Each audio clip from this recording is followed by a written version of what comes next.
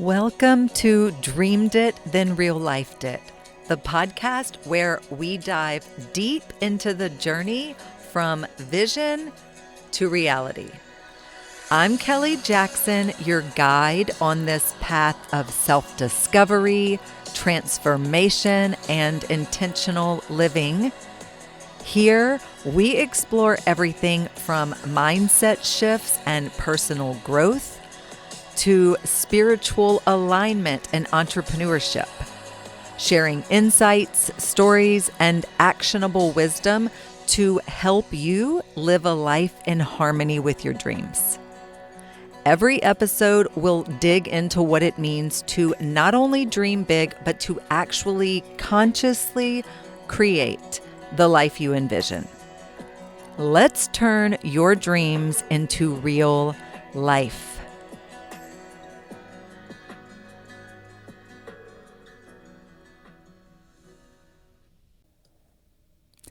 We live in an age with almost unlimited access to information. Unlimited access to information.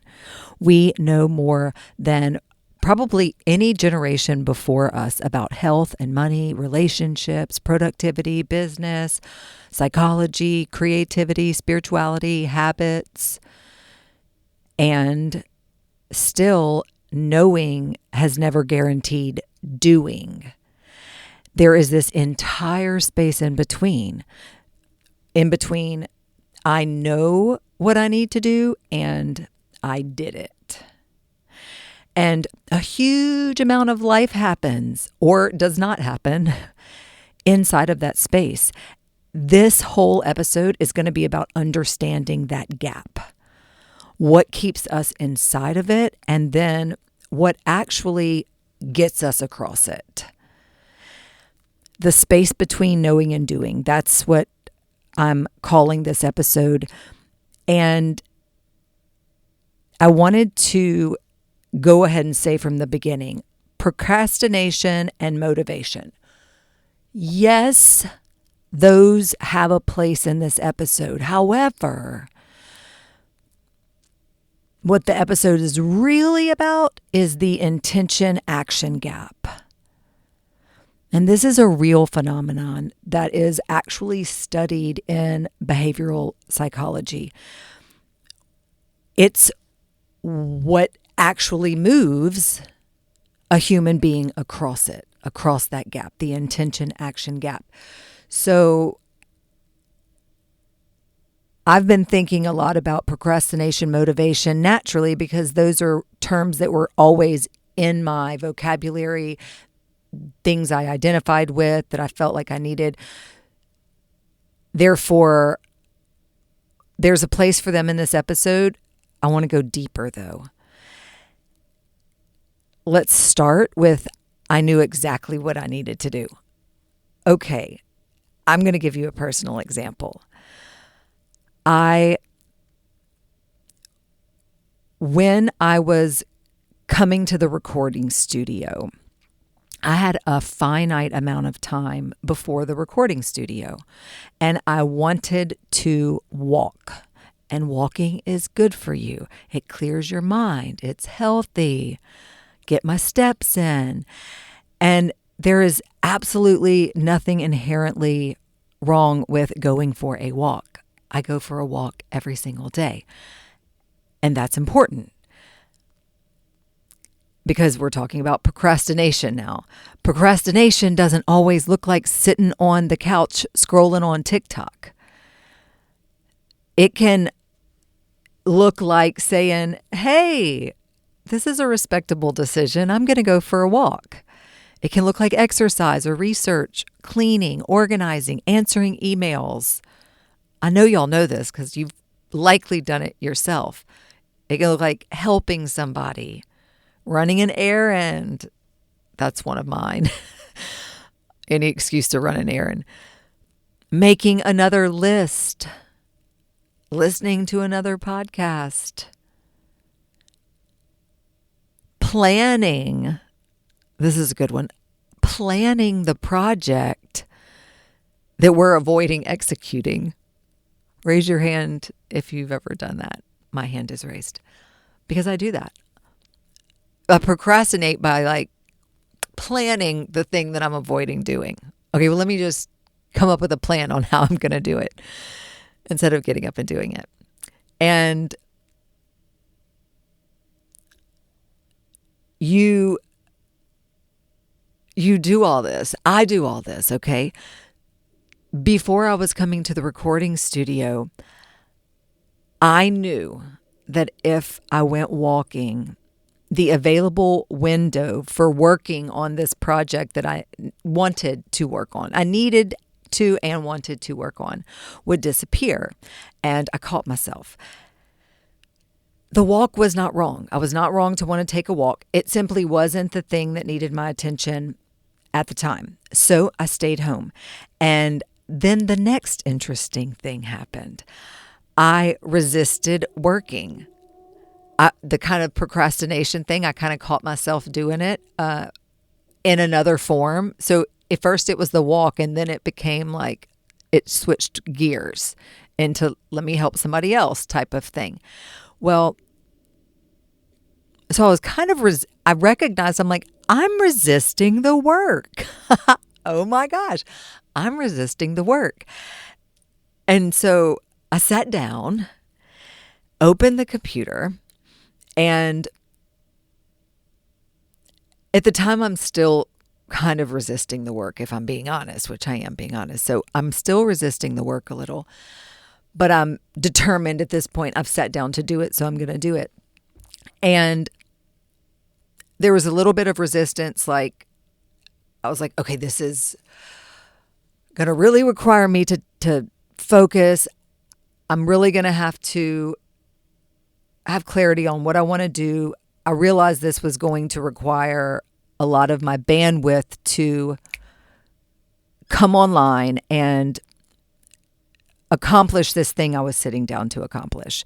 And I was like, maybe a meditation is what I need right now, because I realized that my thoughts were everywhere, and I wasn't, even though I was sitting at the computer at this point, I was still not procrastinating anymore, but I wasn't focused totally on the task at hand. It felt like it was hard. It was almost like, oh, I'll come back and do this later. And I was like, no, stop. You're going to do it right now. You're already here. Let me take a beat. Let me take a couple breaths. Let me close my eyes. Let me set an intention. And once I started solving what was in front of me and got into that flow state, which actually didn't take that long after my little meditation break, I got into a flow state, and then I didn't want to leave. Then I didn't want to stop. Then I wished, oh man, I wish I didn't have to go to the recording studio, even though I absolutely wanted to be at the recording studio today to batch record and get stuff done. It was funny how that worked, because then I felt irritated that I had to stop and go record. Okay. Nothing about that project that I was working on changed during those couple of hours. The only thing that changed was that I had crossed from thinking about doing it into actually doing it. And what happened in that crossing? Okay, that's what we're going to investigate right now. Perhaps you can recognize yourself in the story. I'm guessing you've probably had a situation similar, and so you know what I'm talking about. First things first, we have an information problem. Except we don't. So for much of human history, access to information actually was a limiting factor. Today, you want to start a podcast? There are 50,000 tutorials. You want to build a website? YouTube. Learn Illustrator? YouTube. Exercise?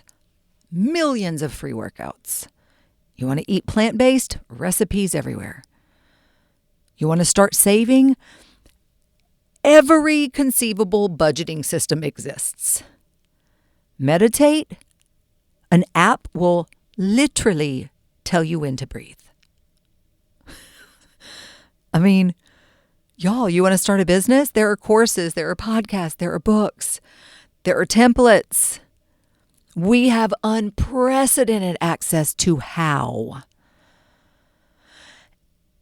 And yet, human beings continue to struggle to do the things they already know how to do. And that tells us something important. Information and behavior are different systems. You can know that movement is beneficial and remain sedentary. You can know it's good to go for a walk. You can know you need to get your steps in every day. And you can still remain sedentary. And you can know that you need sleep. And you can still stay awake all night. You can know how compound interest works and still not save. Or you can know how compound interest works and still have a credit card and keep charging to it. That goes both ways. You can know the conversation needs to happen and avoid it. You can know exactly how to make the thing and not make it. You can know the application deadline and wait until 4:37 p.m. on the final day to submit it, and it's due by 5.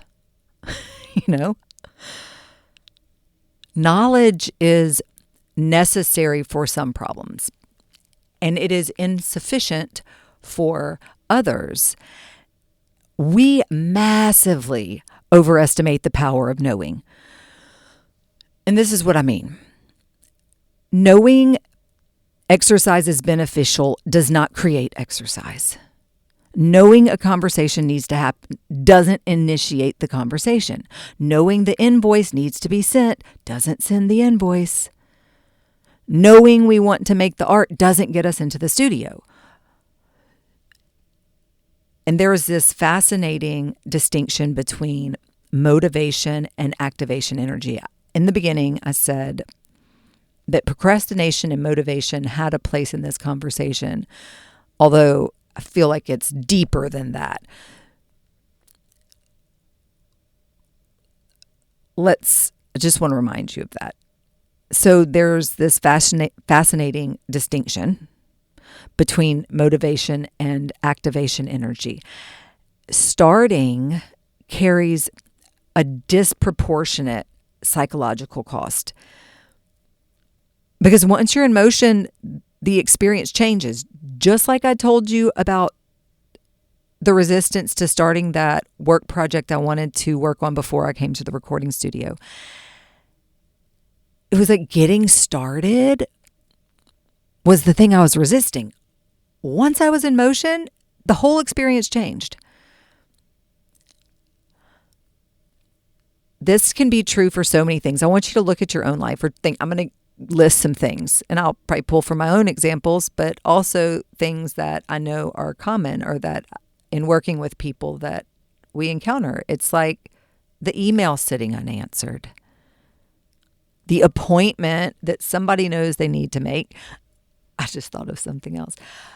The room that you want to clean, the application, the business idea, the boundary, the artwork, the tax paperwork, the thing that you've researched for 6 months. The person who has an entire notes app that is full of ideas and collects more ideas every day. Do y'all use your notes app for all kinds of things? I know I do. I love my notes app. Eventually, at some point though, insight itself becomes avoidance. I have a phrase I use. The whiteboard phase is what I call it. And it's like, I don't want to get stuck in the whiteboard phase, meaning the planning phase, which you can absolutely happen. I'm going to come circle back around to that later. It just popped into my mind, but there's one other thing that popped into my mind. I'm going to write that down so I can come back to it. At some point, the insight itself becomes avoidance. You don't have to demonize learning. I love learning. I'm a student of life. I believe every day we should learn something. And we do learn something every day. The point is that there comes a moment when another piece of information really has diminishing returns. And behavior becomes the teacher.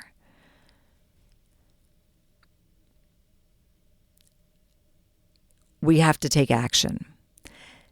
That is exactly why I created the Reset Room.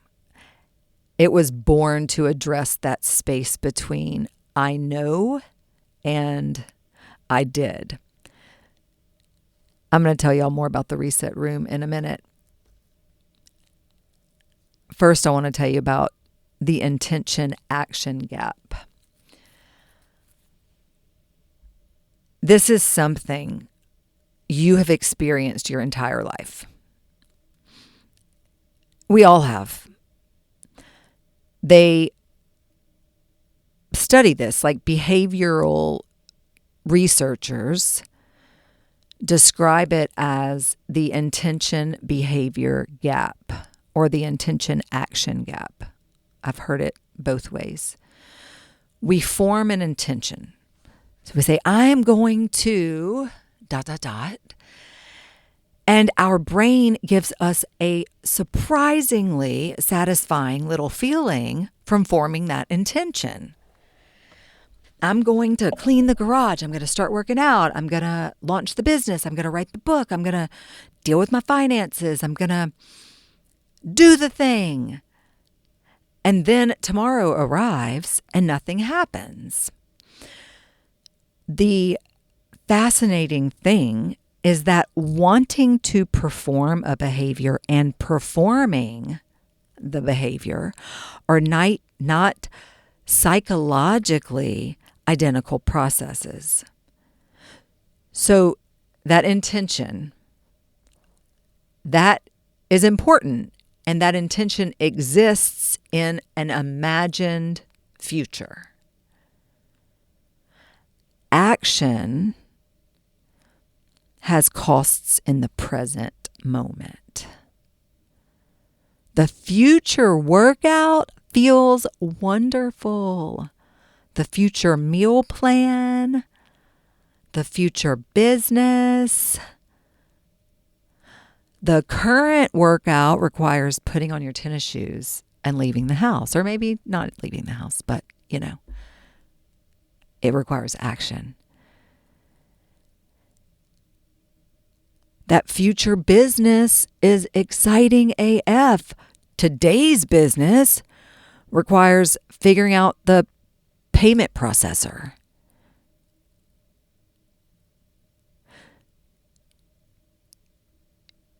A lot of people, myself included,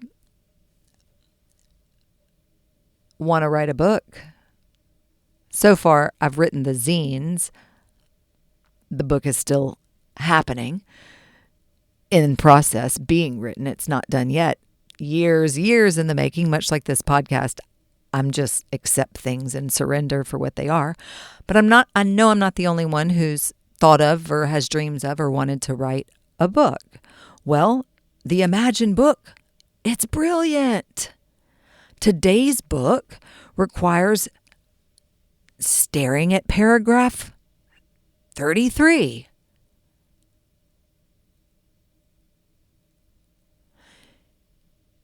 That is where the friction appears. That's what we've all experienced in some capacity at some point in our life. And it's the intention behavior gap or the intention action gap. When we set the intention for what we're going to do and when we actually do the thing that we said we were going to do. So then there's activation energy. There is a threshold.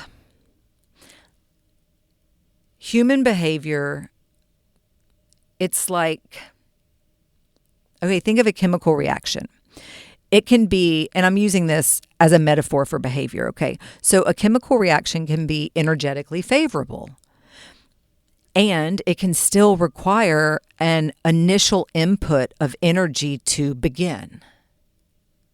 Okay? There's a threshold. Human behavior, it's remarkably similar.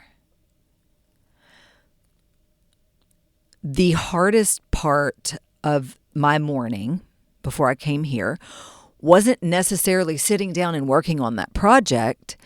It wasn't, let me take that back. It wasn't working on the project itself. It was beginning to work on the project. It was sitting down to work on the project, because once I was in it, the resistance changed. I feel like that explains something that nearly everyone has experienced. Like, you don't want to get in the shower, and then you're in the shower and you don't want to get out. You don't want to go to the gym.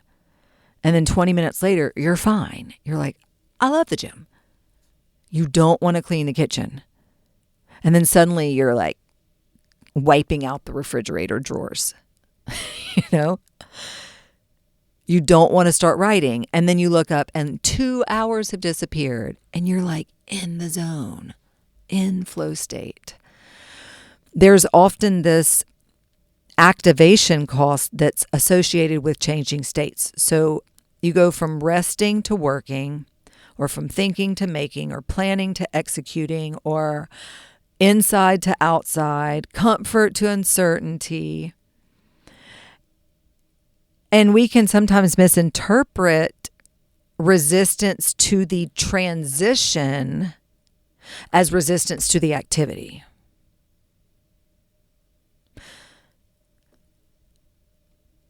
If you can make that distinction, it can be really useful, because then it's like, oh, well, maybe I don't hate doing this thing. Maybe I just hated crossing the threshold into doing it. Or maybe I hate such a big word. Maybe I don't resist doing this thing. Maybe I resist crossing the threshold into doing it. And so,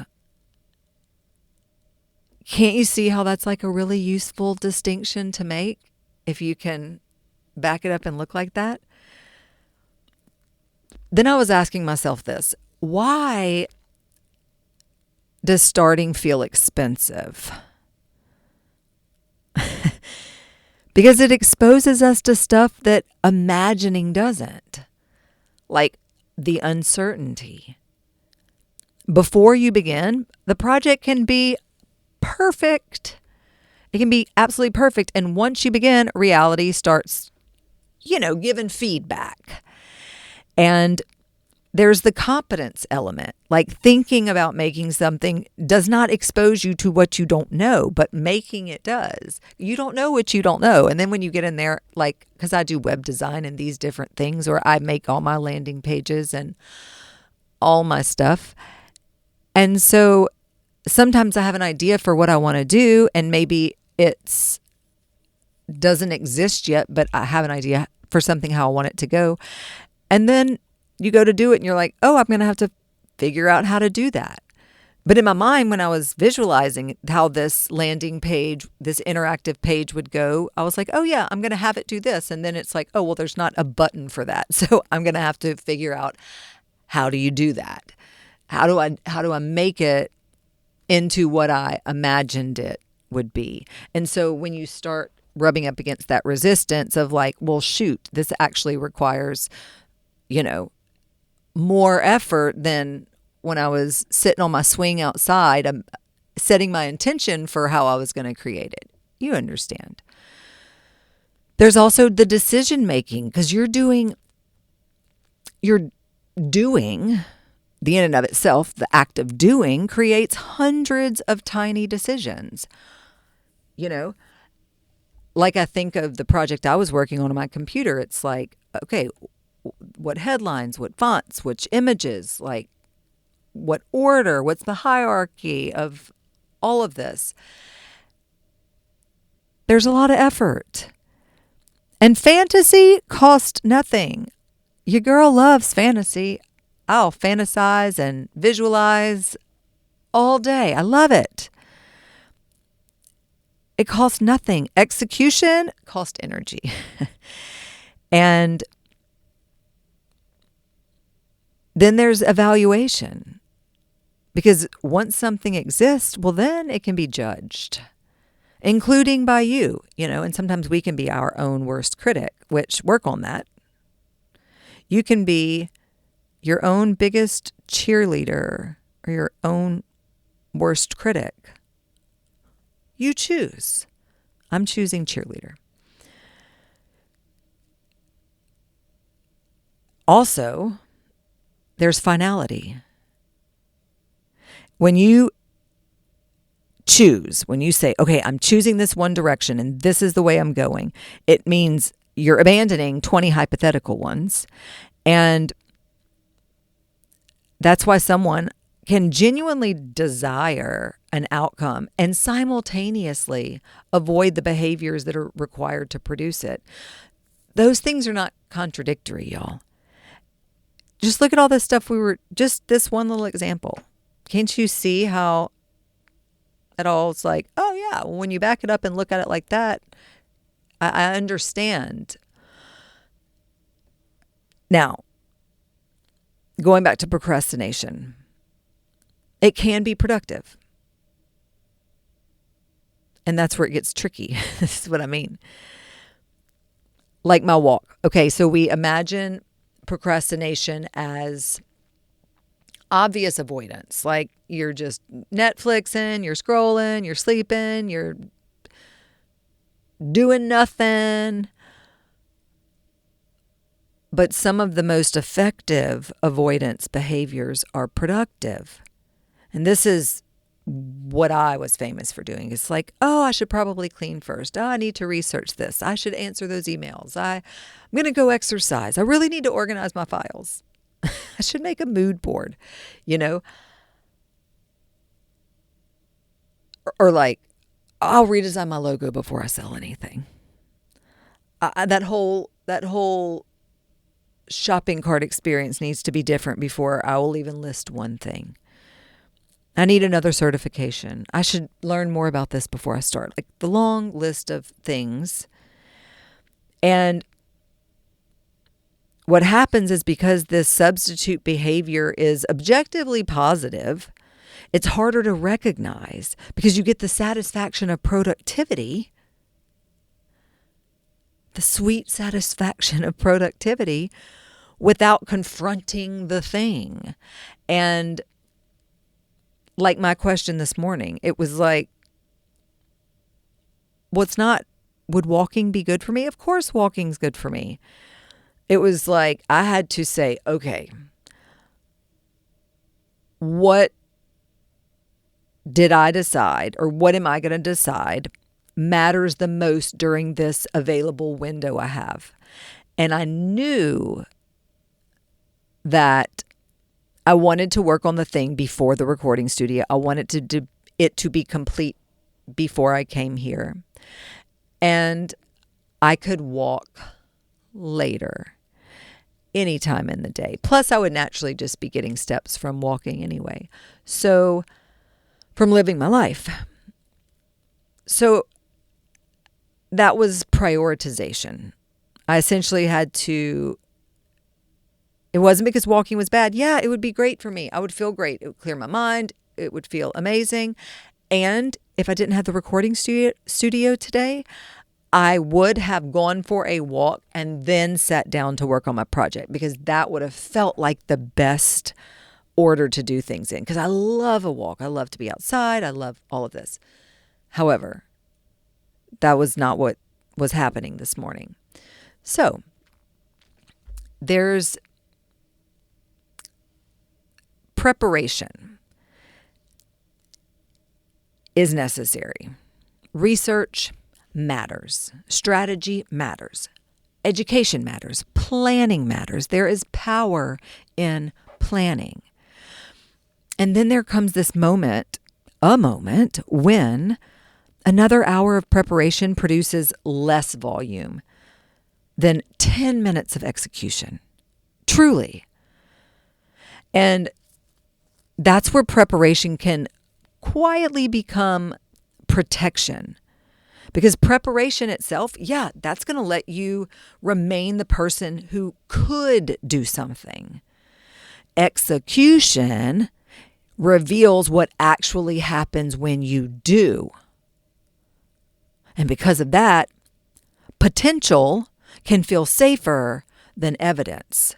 So as long as the business isn't launched, well, you can imagine that people wouldn't buy it. And as long as the painting isn't finished, it could be extraordinary.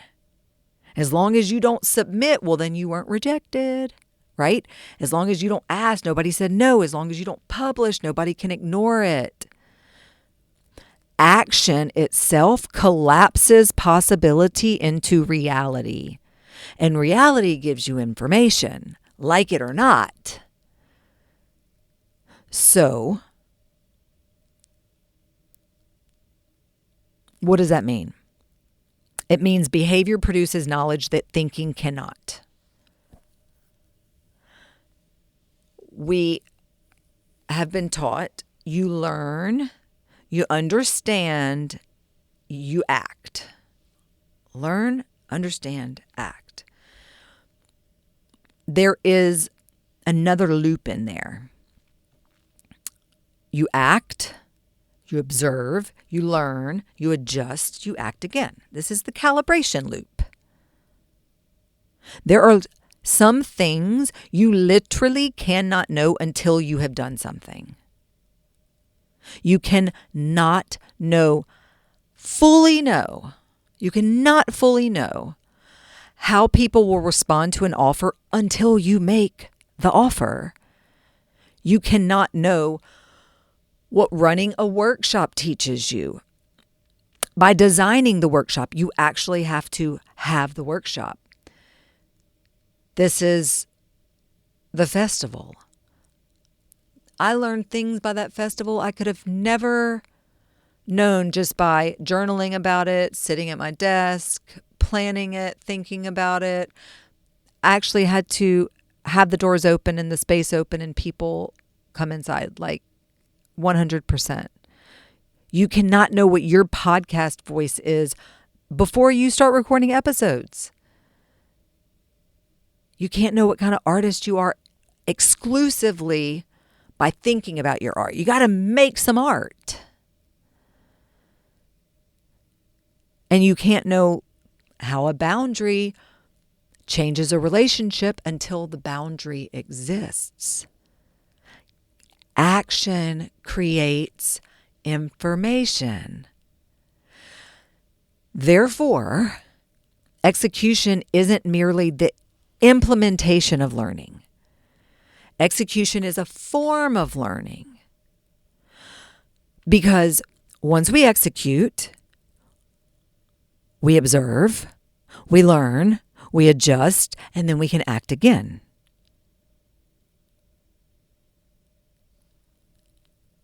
I've learned this. Chloe and I learned this with the apprenticeship, and I've learned this throughout making what you want exist in the real world. I've learned this lesson over and over again. I've had this company since college, and it's been so many different iterations. It's changed as much as I have over the years, over the decades. Let's circle back around to something I was talking about earlier, insight. Insight can be a hiding place, especially in self-development spaces, which I consider this to be. And as a matter of fact, I think this podcast is listed under self-improvement as the category. We can become addicted to understanding ourselves, like another book, another podcast, another journal entry, another tarot reading, another meditation, another personality system, another conversation about why we do what we do, another realization, another breakthrough. And all of that can be super valuable. Clearly, I believe in reflection, guys. I mean, I meditate every day, I journal every day. Like, clearly, I believe in reflection. The danger comes when understanding becomes a substitute for behavioral change. Like, I understand why I struggle with boundaries. Okay. Did you set one? Well, I understand my relationship with money. Did you look at the account? I realized I need to prioritize my art. Did you make anything? I know I'm supposed to put myself out there. Did you post it? Like, at some point, another insight is not the next step. The next step is the next step. The next best step is the next step of integrity. Take a step. Stop standing still. There is an emotional payoff of I did it. And I want to bring this back into embodiment because there's a psychological difference. And you know this. There's a psychological difference between I should, I need to, I'm going to, and I did. The unfinished thing occupies cognitive and emotional space. Oh my gosh. I can't reiterate this enough. It is hanging around. You're wearing it on your body. It's there. It's in your room with you. Every time you encounter it, there's this tiny negotiation. Like, are we doing this today? No? Okay, tomorrow? And tomorrow you negotiate again. Once it's done, that loop closes. Period. And more importantly, you create evidence about yourself. Not even affirmation, like evidence. I said I was going to do something and then I watched myself do it. Done. And that is how self-trust gets built behaviorally. And it is not because you never procrastinate. I am not going to sit here and say, I don't ever procrastinate. I know I do. And typically I do it like what I was saying. Oh, this needs cleaning. This needs organizing. I'll find all kinds of productive procrastination ways. So it's not because you never procrastinate, and it's not because you become some productivity machine. I am not supporting hustle culture. It is because increasingly your own commitments begin to mean something to you, and you show up for yourself, and your behavior changes, and that gap between intention and action is getting smaller and smaller and smaller and smaller. I want to talk about accountability. Accountability gets framed strangely sometimes as that it's like you need somebody standing over you saying, "Did you do it? Did you do it?" And that is not the accountability that I'm interested in. What I'm interested in is keeping an intention visible long enough for behavior to catch up with it. And this is what the reset room is here for. It's not only accountability, but this is one part of it. And again, this is the way I approach accountability inside the reset room. It's keeping an intention visible long enough for behavior to catch up with it. Because human beings are excellent at quietly negotiating with themselves. Like on Monday, you're like, I'm going to do this on Wednesday. And on Wednesday, you're like, this week is insane. Friday makes more sense. And then on Friday, you're like, Monday is a really cleaner start. And 3 months later, the thing still matters. Like nothing catastrophic happened. Nobody forced a decision, so it disappeared beneath newer intentions. A container, like the reset room, can interrupt that disappearance. And it not by doing it for you and not by motivating you forever, by making it harder to quietly abandon something that you said matters. That is the philosophical foundation of the reset room. It is a space where you come when something in your life needs to move. You can bring the thing you've been avoiding, that you've been circling, starting and stopping, overwhelmed by, or struggling to get across the finish line. We figure out the move, then we move. That's what we do. I created the reset room a couple months ago, back in April, and this idea came to me. I was actually going to share something that I had said about it back then, that I had realized over the past month that there was a container needed for a specific type of person in a certain stage of life that doesn't exist yet. So I created it. And over the past couple weeks, I had allowed the container to reveal itself. And sure enough, day by day, clarity arrived.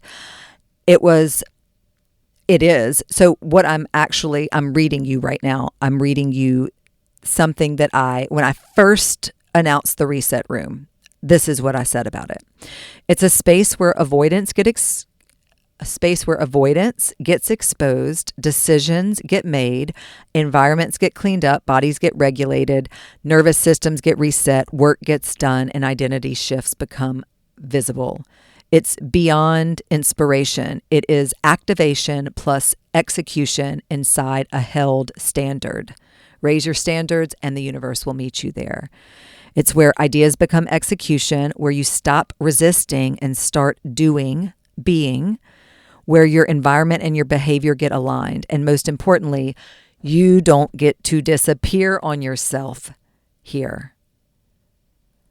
Because inside the reset room, we refuse self-abandonment disguised as excuses. Because excuses means I didn't have time, you didn't prioritize. I wasn't feeling it, you didn't trust yourself to follow through. I'll start tomorrow, you're avoiding discomfort. I didn't know what to do, you didn't decide. So the standard becomes you don't get to explain why you didn't do it. You either did it or you didn't. And then we move. There are a million spaces for processing, venting, circling the same story. This is not that. This is awareness, decision, action, done. Fast, clean, no drag. This is a space where you become the person you keep saying you want to be. Now, back to the present moment. So I wanted to share that with you because it was relevant for right there. You don't need to finish. You need to enter. That might be the practical breakthrough of this entire episode. When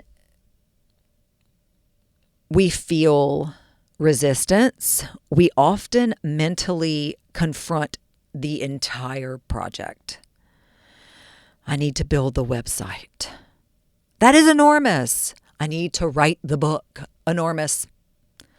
I need to deep clean the entire house. Also enormous.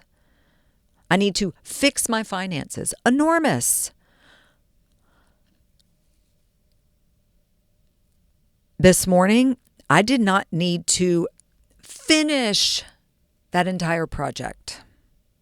I needed to sit down. I needed to open the computer. I needed to open the project. I needed to choose something. I needed to make one decision, even if it was hard or uncomfortable.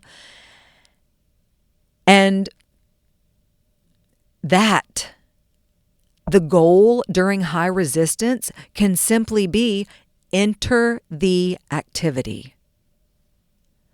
Because once you've entered, you're dealing with reality rather than anticipation. Maybe you work 10 minutes. Maybe 2 hours disappears. Maybe, like me, you only had a focused block of time to work, and then you got into it and you didn't even want to stop.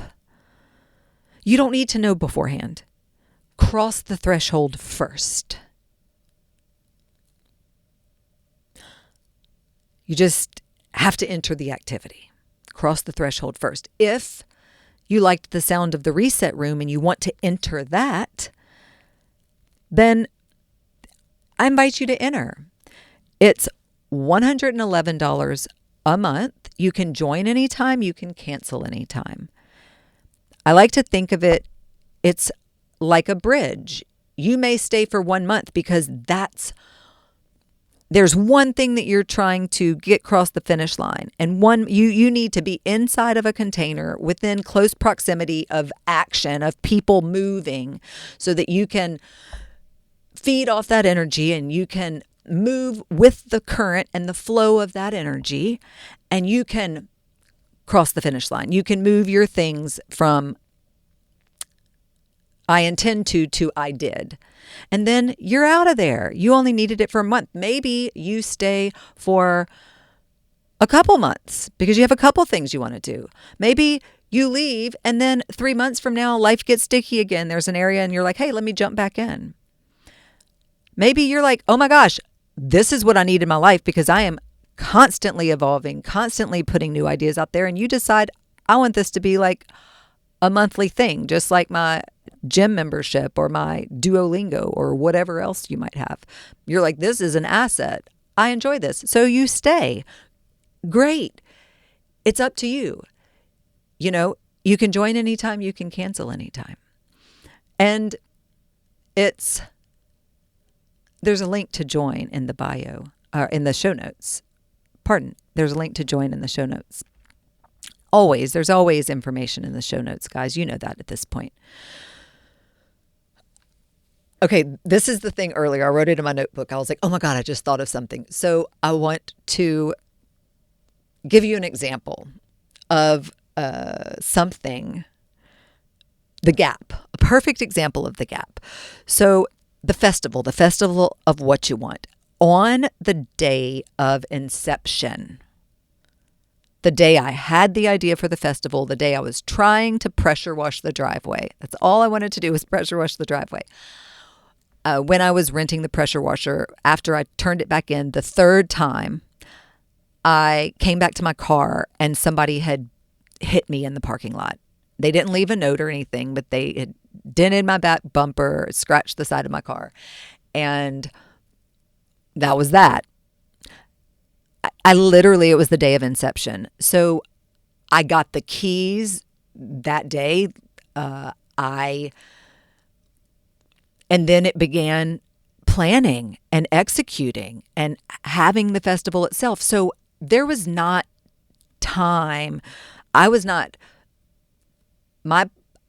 I'm saying there was not time, I was prioritizing my time, and this did not feel like a priority, even though I hated having the dented bumper on my otherwise scratch-free vehicle. It was like, this is not a priority right now.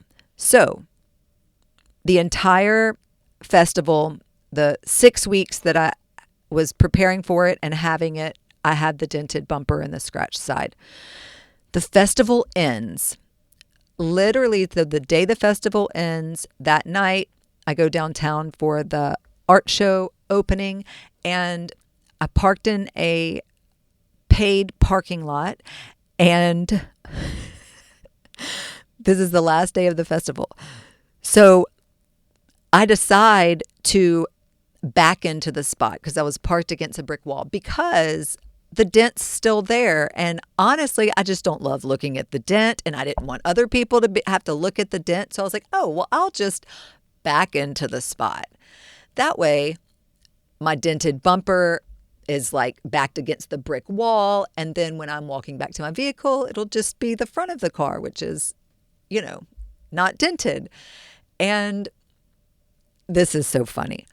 So I leave the event that night and I come back to my car and there's a note on my car. I'm so sorry. I backed into your car when I was pulling out of my parking spot. I was like, wait, what?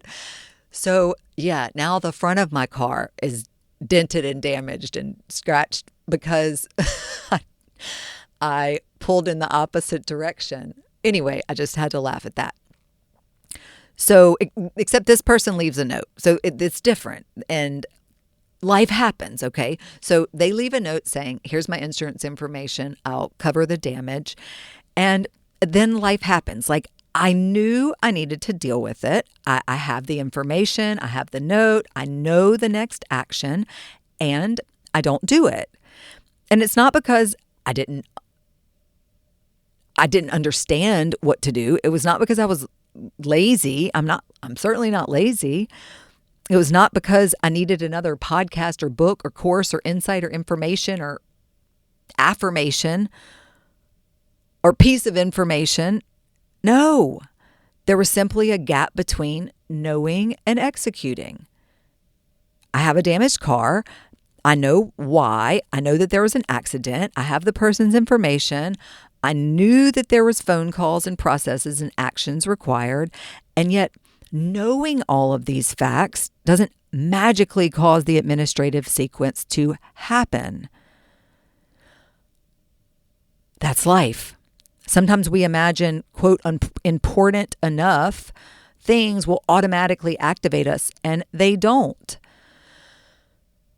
So with this, I thought, because I knew that my parents were going to be traveling and my mom's vehicle be available for me to use. And I even told the person that had hit me when we spoke that I'll wait until this date because I'll have a vehicle that I can use.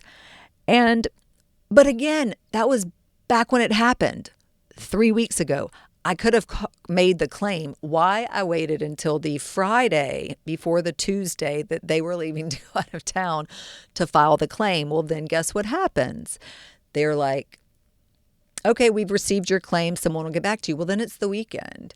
Well, so then they don't get back to me until Monday to say, which is fine. It's the weekend. It makes sense to say that we accept responsibility and here's the next step. And it's to choose a repair shop. Well, so then I choose the repair shop from their preferred list. And I call the repair shop, and the repair shop's like, okay, we're booking repairs for the end of August, the beginning of September.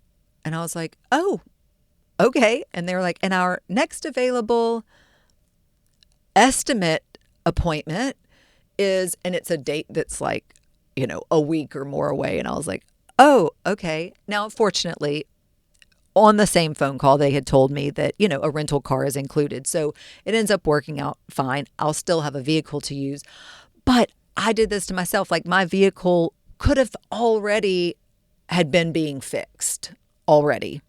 Like, I could have already been driving a fixed vehicle before I will even be taking it to my estimate appointment. Do you understand what I'm saying? That's the gap between knowing and executing. And humans can avoid important things too. This wasn't so much important. It was something, and I was harvesting the festival and I was getting the girls back to school. I had other things I was prioritizing. Honestly, the whole claim process took 20 minutes. I could have done it before. I'm glad I didn't, because this is a perfect example of the gap, okay? Humans can avoid important things too, is what I want you to hear, like taxes and insurance and medical appointments and legal paperwork and financial decisions and repairs. And as we know, repairs, I saw a sign one time in front of a dentist office that was like, dentist is not expensive, neglect is. And I'm like, yeah, because like, if I just get my routine cleanings twice a year and I'm not having cavities and root canals and all this other stuff, then yeah, it's really not expensive at all, So I just remembered seeing that sign. But again, we avoid important things, important conversations, often because they contain multiple unknown steps, which can increase the perceived friction. And the answer isn't necessarily, well, deal with the entire situation today. It might be like, well, just make the first call. And that first action changes the information environment. And now somebody tells you the next step, and action creates the next piece of information. Back to motivation. Motivation is wonderful. Don't build your life around waiting for it, though. Motivation is real. Excitement is real. Inspiration is real. Yes, use them when they are there. Ride the wave. But motivation fluctuates. If every meaningful action requires you to first feel like doing it, you are handing enormous authority to a temporary internal state. Because sometimes you feel inspired and you act. And sometimes something more interesting happens. There's a motivation doesn't create movement. Movement creates motivation. You act and then you become inspired. That's exactly what happened with me this morning. I did not wait until I was excited about sitting at the computer. I sat down, then engagement arrived. This is crucial. Keep that in mind. Motivation can be a consequence of action. It's not merely, you can't wait on it as a prerequisite. And to be clear, this is not about becoming a machine, guys. There are legitimate reasons not to execute. Yes, exhaustion. Honor your body. There are changing priorities. There's new information. There are real capacity limitations. I get that. There's realizing that you don't even want the thing anymore. Sometimes the best thing you can do for yourself is rest. Or sometimes there's real grief. And grief can rock your world, And then sometimes life just be lifing. The goal is not to transform every desire into an obligation. Discernment matters. And if some days the right answer is I'm not doing this, great, then release it. Surrender. What I have found drains us the most is that endless middle. It's I absolutely want this. I'm absolutely intend on doing it.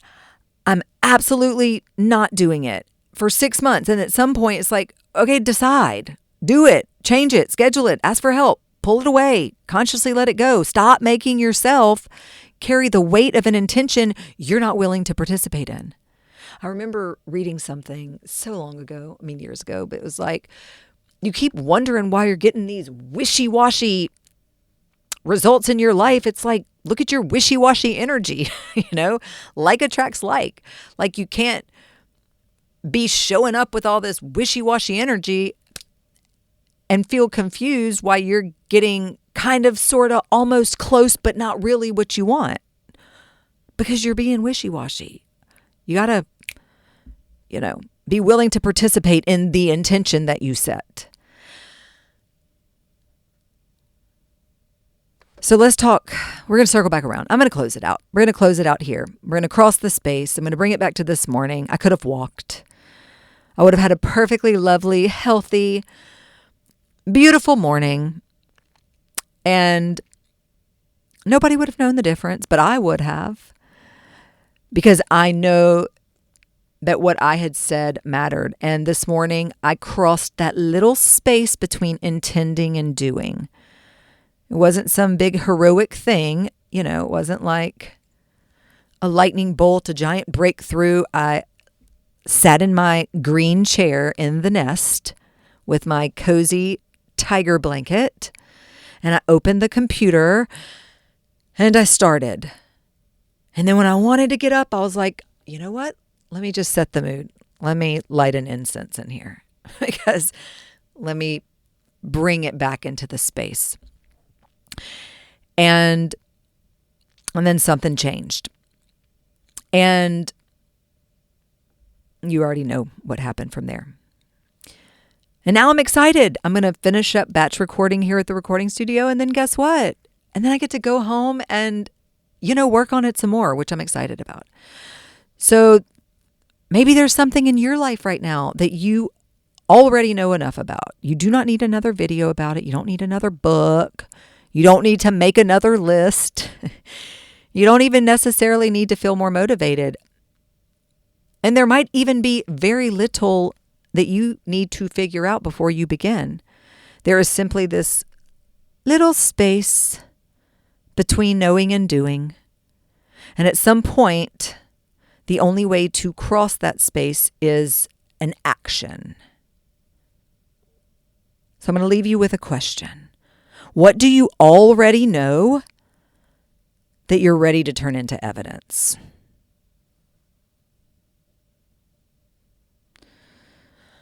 Because this is the embodiment era, season 2, the embodiment era.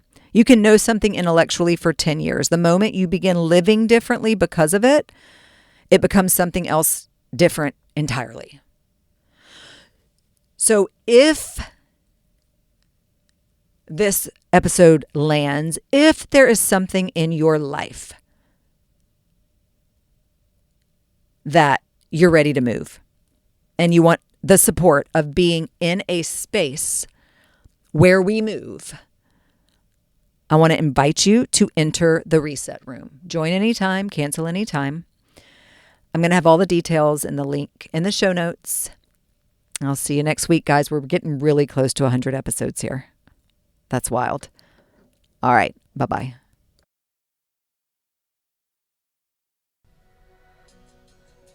Thank you for tuning in to Dreamed It, Then Real Lifed It.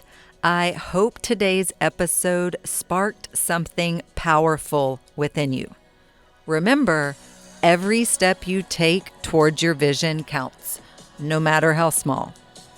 If you enjoyed today's conversation, please take a second to hit that subscribe button or leave a review. That would be amazing. Or share the podcast with someone who's ready to bring their dreams into reality too. And if you're looking to dive deeper, connect with me on social media at Dreamed It, Then Real Lifed It, or at BE_what you want. Or visit dreameditthenreallifedit.us for more resources on aligning your life, business, and dreams. Until next time, keep dreaming and keep manifesting your dreams into real life.